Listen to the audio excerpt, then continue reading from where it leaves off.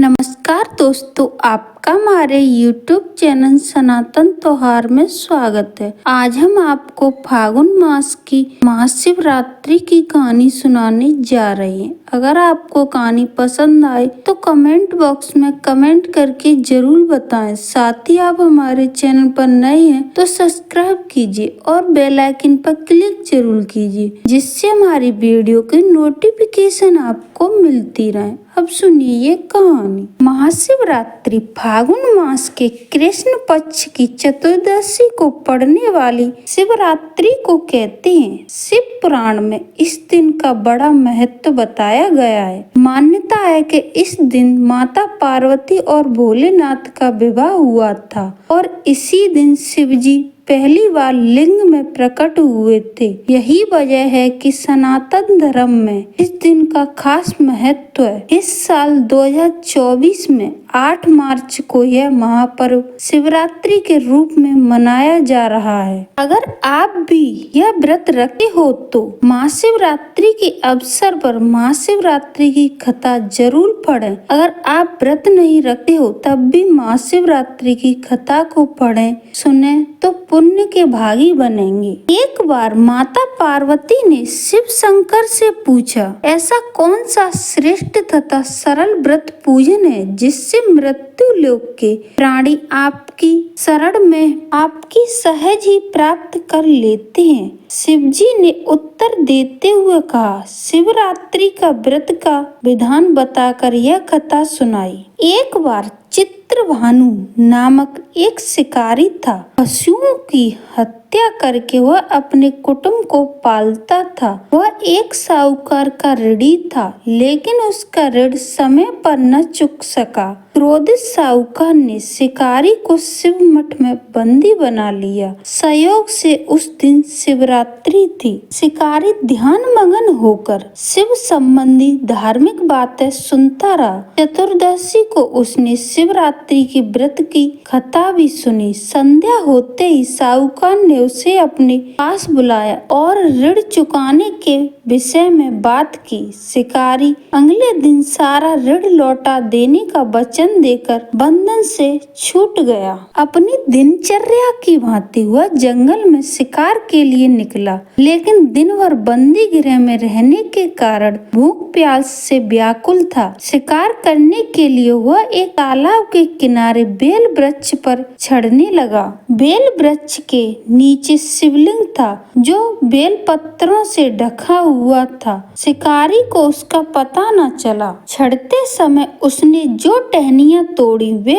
संयोग से शिवलिंग पर गिरी। इस प्रकार दिन भर भूखे प्यासे शिकारी का व्रत भी पूरा हो गया। शिवलिंग पर बेल पत्थर भी चढ़ गए। एक पहर रात बीत जाने पर एक गर्भिणी मृगी तालाब पर पानी पीने पहुंची। शिकारी ने धनुष पर तीर चढ़ाकर ज्यों ही प्रत्यंचा खींची। मृगी बोली, मैं गर्भिणी हूँ, शीघ्र ही प्रसव करूंगी। तुम एक साथ 2 जीवों की हत्या करोगे जो ठीक नहीं है। मैं बच्चों को जन्म देकर शीघ्र ही तुम्हारे समक्ष प्रस्तुत हो जाऊंगी, तब मार लेना। शिकारी ने प्रत्यंचा ढीली कर दी और मृगी जंगल की झाड़ियों में लुप्त हो गई। कुछ ही देर बाद एक और मृगी उधर से निकली। शिकारी की प्रसन्नता का ठिकाना न रहा। समीप आने पर उसने धनुष पर बाण चढ़ाया। तब उसे देखकर मृगी ने विनम्रता पूर्वक निवेदन किया, हे पार्थी, मैं थोड़ी देर पहले ऋतु से निवृत्त हुई हूँ। कामतुर वर हिरणी हूँ। अपने प्रिय की खोज में भटक रही हूँ। मैं अपने पति से मिलकर शीघ्र ही तुम्हारे पास आ जाऊंगी। शिकारी ने उसे भी जाने दिया। 2 बार शिकार को खोकर उसका माथा ठनका।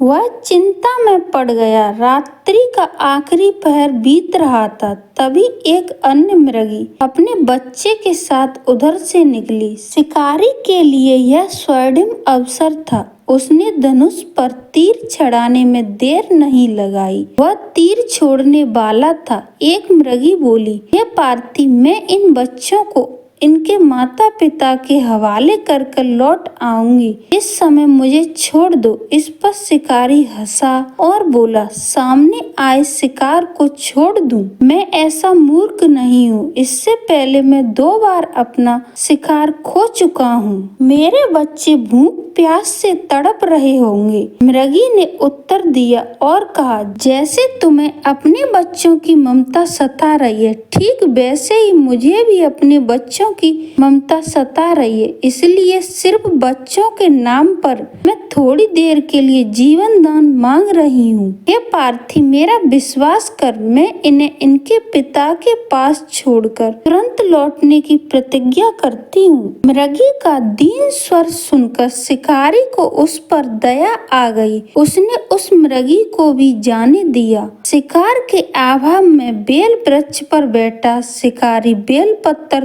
तोड़ तोड़ कर नीचे फेंकता जा रहा था। पाँव फटने को हुए तो एक हष्ट पुष्ट मृग उसी रास्ते पर आया। शिकारी ने सोच लिया कि इसका शिकार वह अवश्य करेगा। शिकारी की तनी प्रत्यंचा देखकर मृग विनती स्वर में बोला, हे पार्थी भाई, यदि तुमने मुझे पूर्व आने वाली 3 मृगी तथा छोटे छोटे बच्चों को मार डाला है तो मुझे भी मारने में विलम्ब न करो, ताकि मुझे उनके वियोग में एक क्षण भी दुख न सहना पड़े। मैं उन मृगियों का पति हूँ। यदि तुमने उन्हें जीवन दान दिया है तो मुझे भी कुछ क्षण का जीवन दान देने की कृपा करो। मैं उनसे मिलकर तुम्हारे सामने उपस्थित हो जाऊंगा। मृग की बात सुनते ही शिकारी के सामने पूरी रात का घटना चक्र घूम गया। उसने सारी कथा मृग को सुना दी। तब मृग ने कहा, मेरी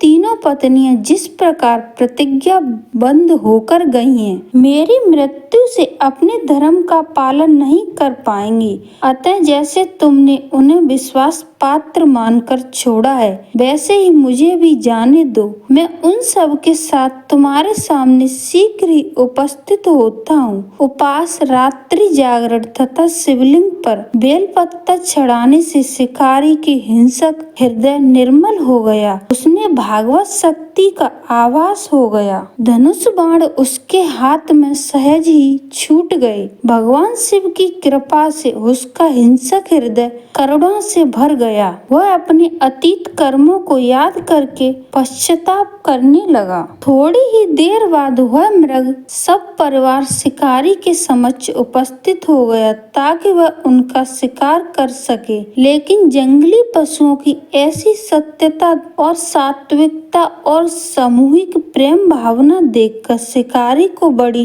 ग्लानि हुई। उसके नेत्रों में आंसुओं की धारा बहने लगी। उस मृग परिवार को न मारकर शिकारी ने अपने कठोर हृदय को जीव हिंसा से हटाकर सदा के लिए कोमल एवं दयालु बना लिया। देवलोक से सभी देवी देवता भी इस घटना को देख रहे थे। सभी ने पुष्प वर्षा की। तब शिकारी और मृग परिवार को मोक्ष की प्राप्ति हुई।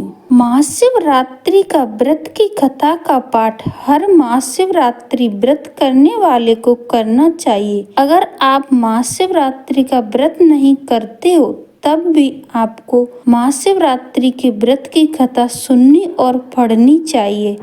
ऐसी मान्यता है कि जो भी महाशिवरात्रि का व्रत की कथा सुनता और पढ़ता है उसे भी शिव शक्ति का लाभ मिल जाता है। इसलिए हर शिव भक्त को महाशिवरात्रि की व्रत की कथा जरूर सुननी और पढ़नी चाहिए। धन्यवाद दोस्तों।